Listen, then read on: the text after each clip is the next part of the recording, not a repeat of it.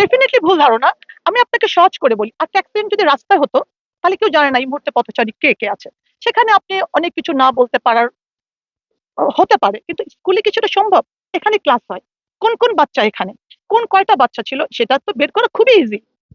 এটা তো আমরা বলতেই পারি এই কজন পাওয়া গেছে, এই কজন নিখোঁজ, এই কজন ভালো আছে, বা এই কজন নাই।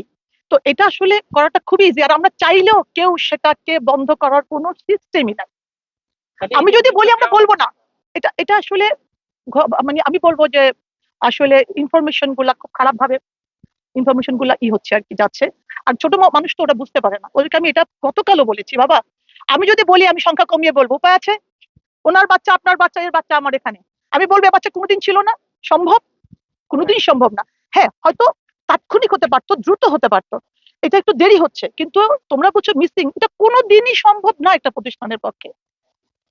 হ্যাঁ, তো এইটুই আর কি। আপনারা খালি আপনারা